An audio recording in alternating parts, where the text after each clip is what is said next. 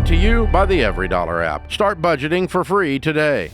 I am in total $628,000 in debt. I have a home that I purchased a little over a year ago for $335,000. I have student loan debt of $260,000, and I have credit card debt for $33,000. I had two jobs at one point. My second job, I no longer work as of 6 months ago, so now I'm just using my primary income. And I was trying to figure out the quickest way to pay this debt down. Things are getting tough with me paying the minimum amount of the credit card. $260,000 in student loan debt. Are you a doctor or a lawyer? Yeah. I'm in the legal profession, close to a lawyer, but not. I do legal research for lawyers. What'd you spend $260,000 to become? I have 4 degrees. In what? I have a associate's degree in biological science. I have a bachelor's degree in English. I have a master's degree in library science, and I have a second master's in intellectual property law, which is a law degree. But so that's where all the debt came from. Is that not a master's in jurisprudence? Can't you sit for the bar? Yes. Huh? I'm not sure. I haven't done that research on that. It's like law school, I could check it. right? I mean, law school's a master's. Yes. Mm-hmm. You've got a degree in research, I heard. You should probably look into that. Yeah, I will. After our phone call, I will. Sorry. Oh, that's nasty. No, right, I mean, it's right there for me. So what do you make? Right now, I'm over 6 figures. And then the second job, I was making close to like $25,000 a year. Doing what?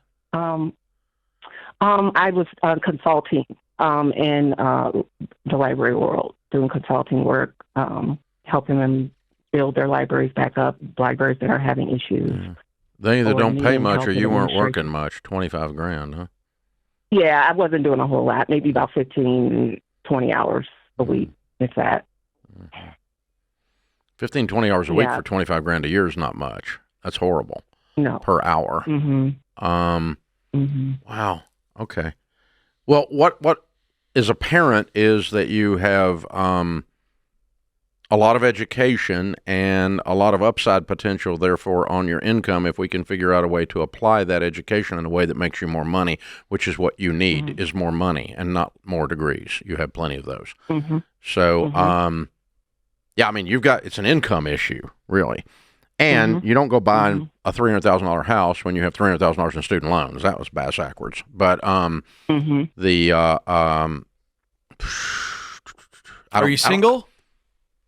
Yes. Okay. How old are you? Single parent. 45. Okay.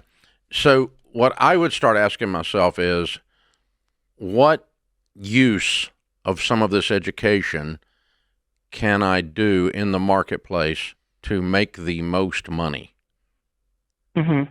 And what combination of that? So if library consulting only pays $1 an hour, I don't really want to do that, okay? But if I can get some serious money going for some of these different things that you know how to do, that you're knowledgeable in, even if it's 2 things or 3 things, I don't care, but I want some serious money.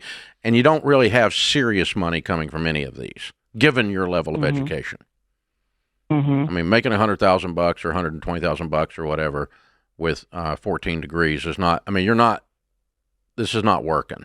So do you need to sit for the bar and become an attorney and make $300,000, or do you need to apply your master's in library in the form of education and make an extra $100,000 as a professor on the side doing that? I don't know. I don't know what the answer to this is, but it appears to me, unless, I don't think we can sell off enough stuff here to fix the underperformance of your education without fixing the.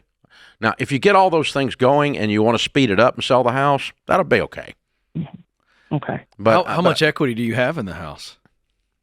I think about 15,000. Yeah, that's not enough. Just bought it. Yeah. What is your actual income? You just said 6 figures. What's the actual number? Around around 115, 117. Yeah. Instead of consulting with libraries, which is a dead-end business, and I'm not trying to be unkind, there's just no growth there. There's no income there. What can you do in that additional 15 to 20 hours a week with the expertise and experience you have to make some real extra money in the law space, legal space? What can you do? Intellectual property. I mean, yeah, like that's a solid. And you don't strike. have to answer it, but that's the homework assignment for you: is how do I make an additional 50 to 75,000 while I'm deciding what the passing the bar looks like? That's what you've got to be thinking. Sandra, I might be wrong, and I'll give you a 50% chance that I am. Okay, and so you don't have to take this directly on the chin unless it applies. But it sounds like you fell for the lie that if I get education, people will hand me money. And they're not. And you did. And then you went and got another piece of education, and then another piece of education. You've collected more degrees than a thermometer. And so, you just keep collecting them. But that's people that do that generally are one of two things. They are trying to hide, and they want to stay in school, and they're trying to hide from reality. And so they just they're a professional student, or they fell for the lie. I think you're in the second one. I think you fell for the lie that if I was just told by my mama, if you just get a college degree, that life is going to be great. And that's a lie. Okay.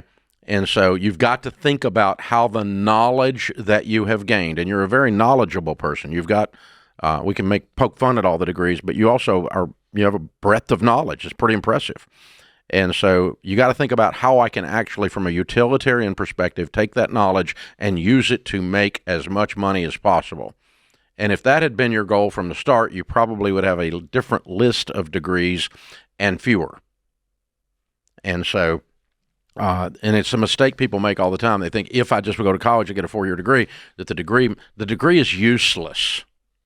The knowledge you get while you're getting the degree, ladies and gentlemen, now that knowledge is great power. Yeah. Assuming it is power, assuming it is knowledge that the marketplace wants. And to your point, not picking on libraries or anything, but we live in a digital age, and the Dewey Decimal System is not exactly high on people's knowledge list right now, or usage. Yeah. And so... well, you've got public libraries. The key word there is public, and therefore it's government funded, and libraries are way down the list of the politicians' budget items. And so that's why that's really honestly a dead end. I'll just add one thing to what you said, Dave, because a lot of people listening want to expand this to a larger audience. Here's the voice of temptation you will hear if you find yourself in a situation like this. I'm not doing anything because I don't know what I want to do. So I should probably do something. And I know if I don't know what I should be doing something valuable. And you quickly go, oh, if I continue learning, at least that's valuable.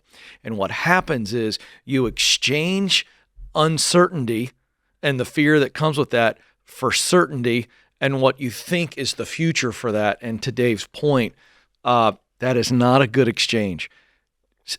Accept uncertainty and know that I can at least get out and step out at the uncertain, and I can be active and I can connect and I can do some work while I'm figuring it out. But continuing to push uncertainty down the road ends up in this kind of financial liability. That's really the temptation. A lot of good people, smart people do this, and I'm telling you, avoid this. Avoid that. When we were doing the documentary Borrowed Future, we had a lot of discussions of people like me that I was the first in my family, in my generation, in my immediate family tree, to get a 4-year degree. And if you're the first, a lot of times you value the wrong things. What you should be valuing is the knowledge, not the actual degree, and the application of the knowledge in the marketplace. Yep. And that keeps you from signing up for too expensive a degree and the wrong degrees. Create your free every dollar budget today, the simplest way to budget for your life.